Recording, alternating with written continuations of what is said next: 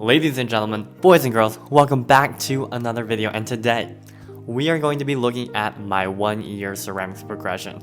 Now, I want to note, when I started ceramics, it was a school year, so this is a calendar school year, so it's really more like 8 months and not 12 months, but we'll say 1-year progression.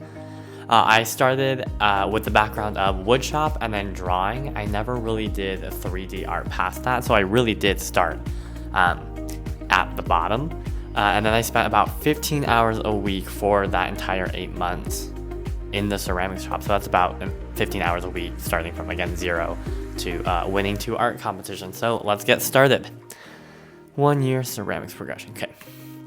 This is the first bowl that I ever made. It has a really small foot in it, and the walls are really thin at the top, and they're really, really thick towards the bottom. That's just the beginner bowl. You don't know exactly what you're doing. Very first one, I tried to do a design on the outside and the glaze was bad, but again, I started from the bottom and that was my very first bowl, and that took me about a week to make.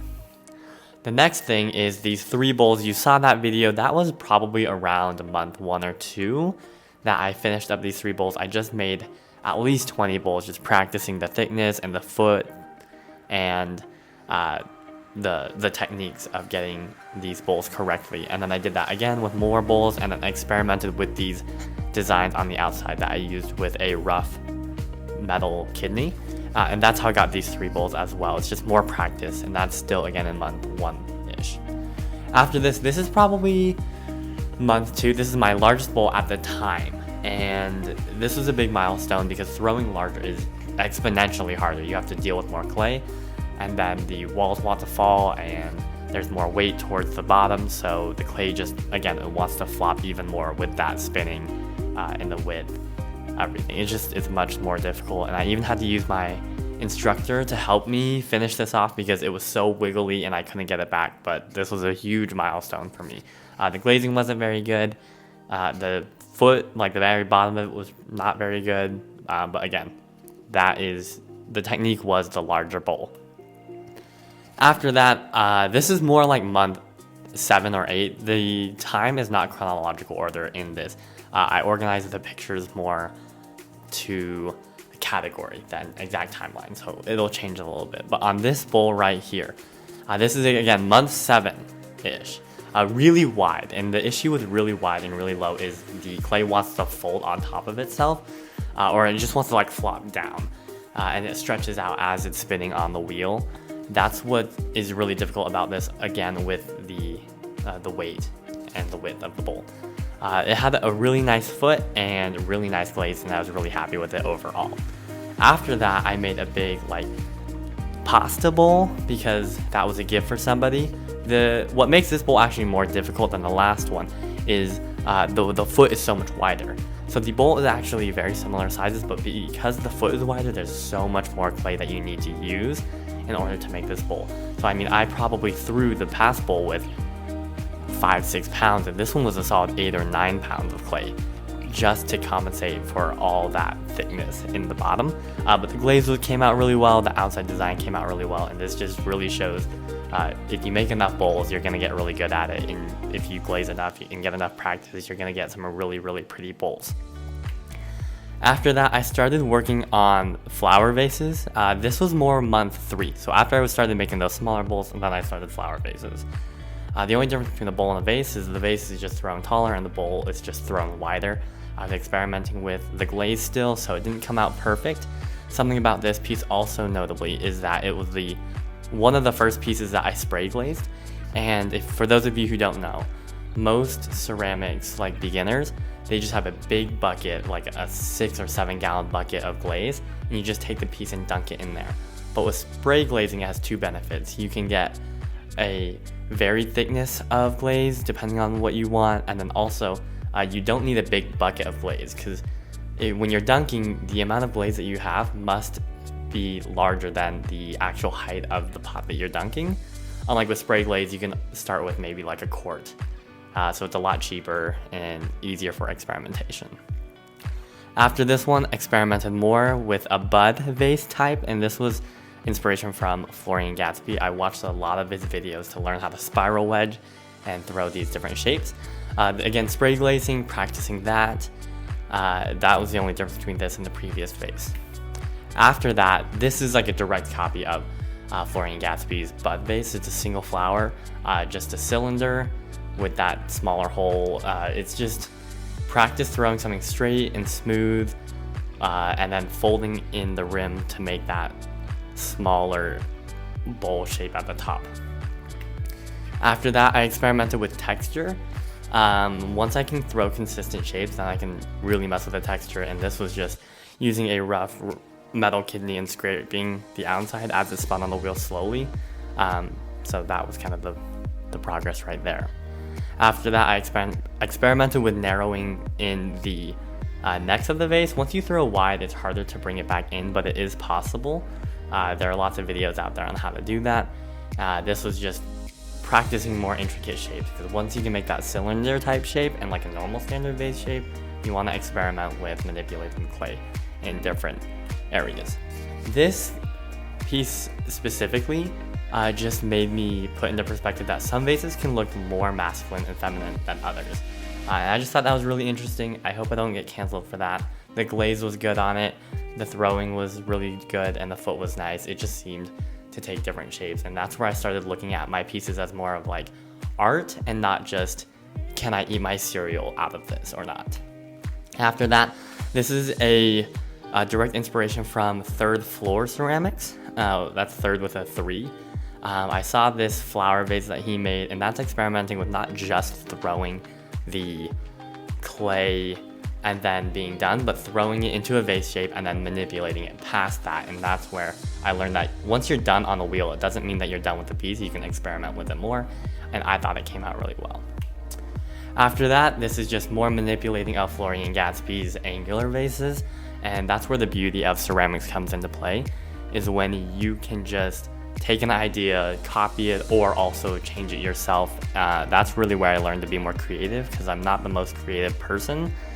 So learning how to manipulate these shapes into what I want is definitely a big step in my ceramics progression. After that, I wanted to test out making handles and pitchers. I started out small, the glaze isn't very good, and the handle's a little too thin, but it was like my first successful pitcher, so that was the milestone right there. After that pitcher, I wanted to make a bigger one, so it's a lot wider. The handle's thicker, but it's still not as thick as I would like. Like, it's not comfortable. If you were to fill it with water and pour it, it would feel like the handle's about to break off, and that's just more practice. It'll be more perfect, and the glazing wasn't very good. It didn't stick to the rim. What I did is I messed up on the glaze, washed it off, and I didn't let it dry in time, so when I went to reglaze it, it just didn't stick to the rim very well. One other thing to note in like a ceramics progression is when you glaze a piece, the color of glaze that you put onto the piece versus after it's fired in the kiln can be completely different. So you could have a gray glaze come out hot pink, or you could have a red glaze come out green. And in this one, I expected the piece to come out more green, and it came out blue. And it still doesn't necessarily look bad, but because it wasn't what I was expecting, I just didn't like it. So that's kind of something to know if you're in the ceramics world, that your expectations are definitely going to change a lot with the glazing. After that, I wanted to work on bottles, and what bottles bring in is a different challenge, because usually you can just use your left hand to pull the clay up, but with bottles, the diameter of the bottle shape is obviously smaller than the diameter of your hand. So you have to learn different techniques of throwing it maybe a little wider and then bringing the clay in by collaring, and then also using other tools like sticks to help throw the clay up more. I liked the Coca-Cola bottle because I like Coca-Cola, and that's what these are based off of. I had one that looked a lot better, but I gave it away. But that was just me experimenting with the bottle shape. This was like a wine bottle shape. It came out really, really well. I really liked the glaze on it. Very straight, very smooth. Again, just perfecting that bottle shape. Probably this is month 5, I would say, and then this was my attempt number like 15 for the bottle shape. After that, I wanted to work on slicing after that wheel throwing. Like I said previously, once you throw it on the wheel, that doesn't mean you have to be done. And I never saw anybody cut slices into a piece of clay for a wheel throwing project specifically. Not that saying that that hasn't been done, but I haven't seen it anywhere from YouTube that I watched. So I wanted to experiment with it, and this is my first attempt at throwing a vase and then cutting slices into it to make it interesting. The rim's all messed up because of the slicing, and then the glaze isn't very good. Very interesting to see that on the slits, the actual glaze sticks differently, so it is just a different color. I decided to try it again, and this is the best one that I made. I called it Seaweed Twist. You could put a little light in it and it looked pretty cool, but it really was just a testament to making something weird, trying something new, and even if it doesn't come out well, like this one, I don't think it came out very well, but some people do like it. It's just that testament to you can try something new, and if it doesn't turn out the way you want, that's fine, but the point is seeing something and giving it a shot. After that, I tried a new technique called two-section. I don't exactly know the term, but it's essentially throwing a vase or a pot in two sections. So I throw the bottom section, and then I'll throw the top, and I'll merge the pieces together. There's a YouTube video that I have out there in which I do this. But this is my first attempt. I decided to go small. You could throw this in that size, or you could just throw this with one piece of clay, but I did it with two just to practice that technique. The top and the bottom, again, you can see where the seam would be, and the glaze came out okay, but the point was to try the technique and not get a final piece. After that, I threw this kind of bigger jar vase, depending on how you want to look at it. The glaze came out really good.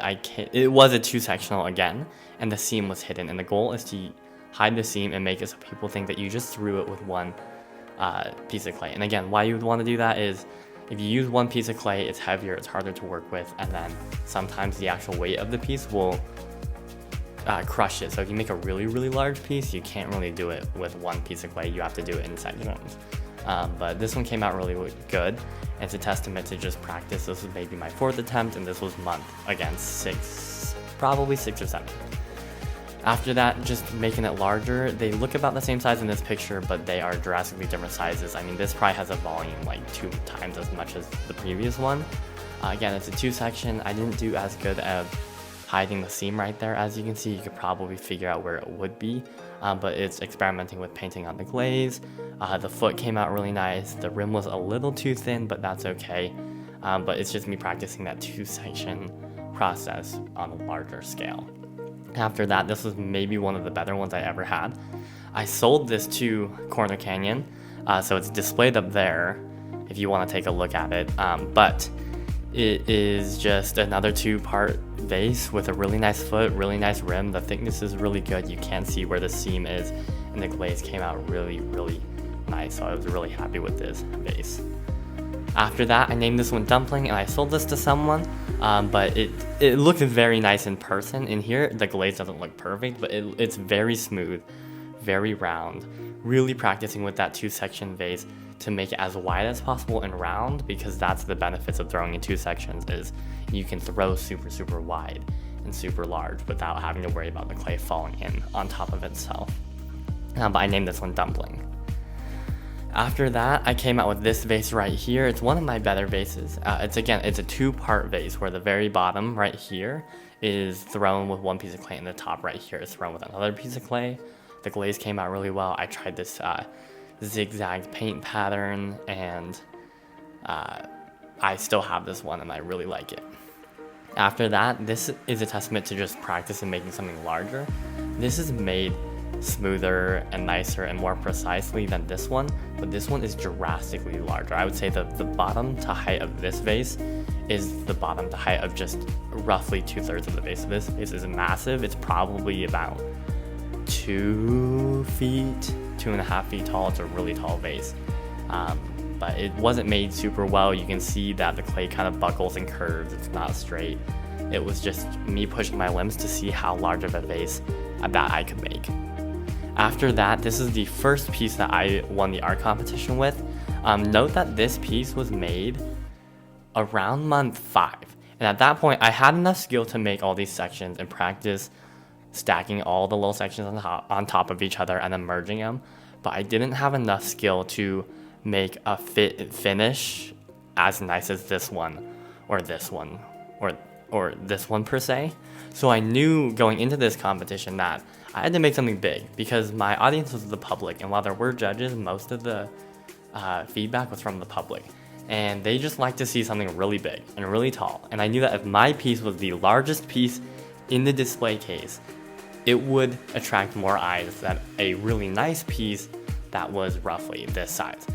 It doesn't really look very symmetric. The top doesn't match with the actual body, and it just doesn't have a rhyme or reason. It's super random. I just made all these pieces with no thought in mind. I didn't do a drawing, I just sent it. And that's where it's like, you should really put thought into your pieces, but I just knew as if I can make it as big as I could and as unique as I could and as crazy as possible, I had a chance of winning, and I did win with this piece. After that, I have my second art competition, and this one won it, and this was on month 7. So this is really the peak of my ceramics progression for that session of that school year, which was 2022 to 2023. But I did this in 2 sections. I did a slip design on the outside, so I just put a bunch of mud on the outside, and I used my hands as it spun on the wheel to just create that design. And then I used this glaze called the Shipwreck Blue, I think. Came out really, really good. My favorite vase. It's a hybrid size between this vase and this vase, so it's probably around 1'10", maybe a little bit higher than that. But this won the art competition because not only is it large and massive, but it also has such a nice glaze, and its finish is really, really good. And this is really, truly stands to the peak of my skill. I never really made anything better than this. I took a big break, but I am taking a ceramics class next semester in college, so hopefully I will be able to get back into it. But it really shows you can start with that tiny bowl and in just 8 months get to this large vase in which I won that art competition, and I'm really proud with it. The texture looked really good. Last thing is hand building. I didn't do very much of it, but essentially hand building is just using slabs of clay to make a piece instead of taking a lump of clay, sticking it on a wheel, and then spinning it up and shaping it. I did do a little bit of that for this base right here and then for the top, but all the designs were hand building, like this little grass right here. If you haven't guessed, it's Rapunzel's tower. It's not perfect, but for hand building and for my few attempts, I thought it came out really good. Last thing I want to show you is just the art case that won this piece. The large piece is right here. Here, the dumpling, this vase right here. All 3 of these pieces are mine, the bottom 3 are mine, and then these right 3. So, I mean, this was the ceramics art showcase right here. And I just dominated it because I put in so many hours in that ceramic studio because I truly did love ceramics. And I didn't think that I would as much as I did, but I really encourage that. If you haven't, you should try it. And if you are in the middle of your progression, no matter if you're starting here and you're much better than me, or you are all the way back to where I started making these kind of smaller pieces that didn't look as good, such as my very first bowl, really encourage that you get into it. You definitely can progress as much as you want to. Other than that, I hope you enjoyed seeing my progression and where I started and where I ended up. And other than that, have a great rest of your day. I'll see you in the next video. Bye.